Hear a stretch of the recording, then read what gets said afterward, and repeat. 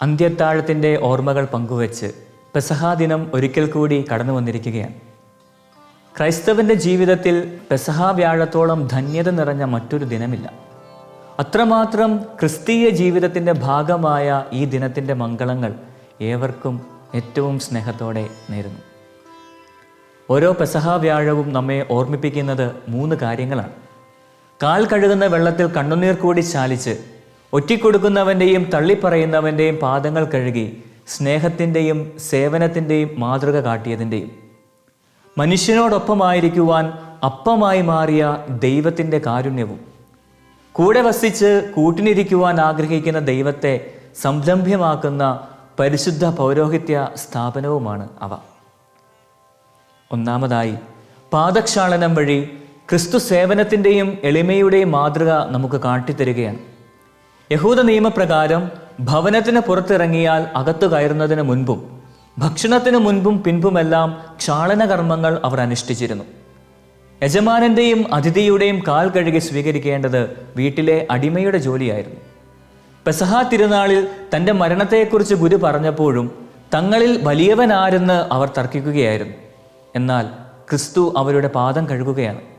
അത് വെറും എളിമപ്പെടലിൻ്റെ ഭാവം മാത്രമല്ല, മറിച്ച് നീ ബലിപീഠത്തിൽ കാഴ്ചയർപ്പിക്കുമ്പോൾ നിന്റെ സഹോദരന് നിന്നോട് എന്തെങ്കിലും വിരോധമുണ്ട് എന്ന് അവിടെ വെച്ചോർത്താൽ കാഴ്ചവസ്തു അവിടെ ബലിപീഠത്തിന് മുൻപിൽ വെച്ചിട്ട് പോയി സഹോദരനുമായി രമ്യതപ്പെടുക, പിന്നെ വന്ന് കാഴ്ചയർപ്പിക്കുക എന്ന് പഠിപ്പിച്ചവൻ.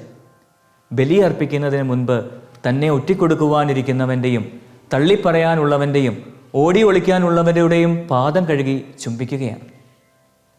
പ്രിയപ്പെട്ടവരെ, ഒരുക്കമില്ലാത്ത മനസ്സോടും കഴുകാത്ത കാലുകളോടും കൂടെയാണ് അവർ അന്ത്യത്താഴത്തിനിരിക്കുന്നത്.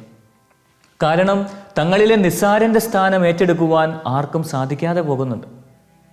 വർത്തമാനകാലത്തിൽ നമ്മുടെ കുടുംബങ്ങളിൽ, സമൂഹങ്ങളിൽ ഒരുക്കമില്ലാതെ കർത്താവിൻ്റെ ബലിയർപ്പിക്കുവാൻ നാം നിൽക്കുന്നുണ്ടെങ്കിൽ ഭിന്നതയുടെ, മത്സരബുദ്ധിയുടെ, വിഭാഗീയതയുടെ ചിന്ത നമ്മിലുണ്ടെങ്കിൽ നാമും കഴുകാത്ത കാലുകളോടെ, ഒരുക്കമില്ലാത്ത മനസ്സോടെയാണ് ബലിപീഠത്തെ സമീപിക്കുന്നത്.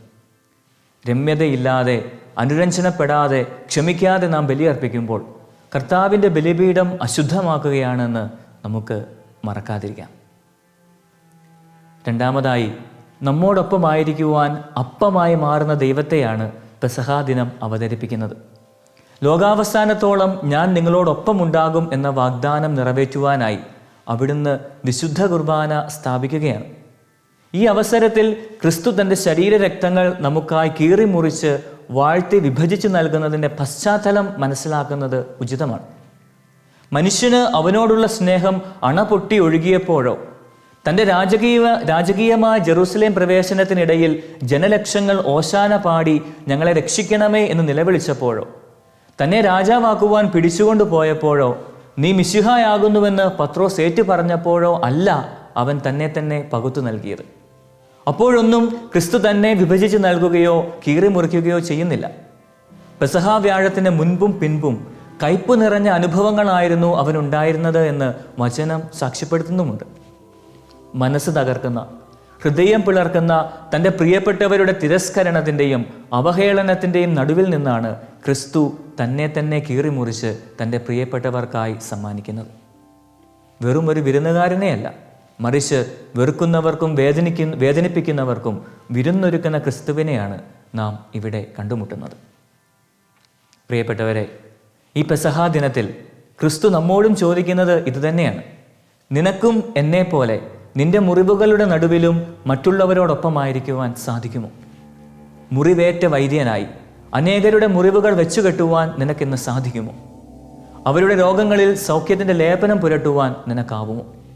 ബലിപീഠത്തിൽ നിന്നും ക്രിസ്തുവിനെ സ്വീകരിക്കുന്ന നാം അവനുവേണ്ടി നമ്മുടെ ജീവിതം മുറിച്ചു വിളമ്പാറുണ്ടോ? നാം കടന്നു പോകുന്ന സങ്കടരാവുകളുടെയും പരിഹാസങ്ങളുടെയും കുറ്റപ്പെടുത്തലുകളുടെയും നടുവിൽ അപരനെ കുറ്റം വിധിക്കാതെ ചേർത്ത് നിർത്തുവാൻ നമുക്കാവുന്നുണ്ടോ? ആരെയും ഒഴിവാക്കാതെ എല്ലാവരെയും ചേർത്ത് നിർത്തുന്നത് കൊണ്ടാണ് നാം അവനെ ദിവ്യകാരുണ്യം എന്ന് വിളിക്കുന്നത് എന്ന് നമുക്ക് മറക്കാതിരിക്കാം.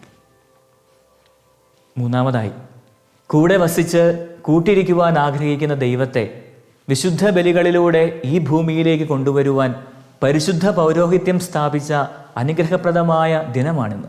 സ്നേഹമുള്ളവരെ, ഇന്ന് ലോകമാസകലമുള്ള അഭിഷിക്തരായ എല്ലാ വൈദികർക്കു വേണ്ടിയും നാം പ്രാർത്ഥിക്കണം. പൗരോഹിത്യത്തെ അധിക്ഷേപിക്കുന്ന ഒരു കാലഘട്ടത്തിലാണ് നാം ഇന്ന്. പുരോഹിതൻ്റെ നന്മകൾ ആരും സംസാരിക്കുന്നില്ല, ആരുടെയും പ്രതിപാദ്യ വിഷയവുമല്ല. സഭയ്ക്കെതിരായി അച്ചുനിരത്തുന്ന പത്രങ്ങളും ചർച്ചകൾ സംഘടിപ്പിക്കുന്ന മാധ്യമങ്ങളും ഒരു വൈദികനെ പറ്റിയും നാളിതുവരെ ഒരു നന്മയും പറഞ്ഞിട്ടില്ല എന്ന സത്യം നാം വിസ്മരിക്കരുത്.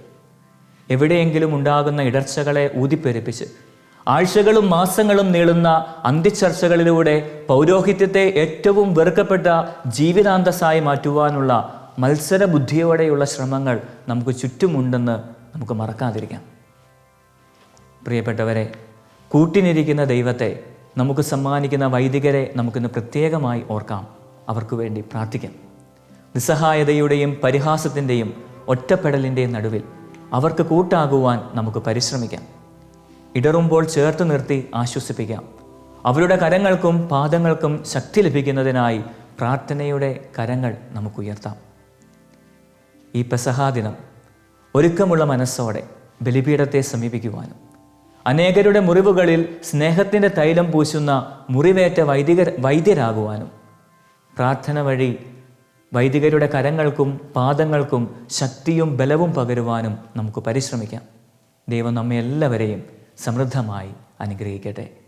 ആമേൻ.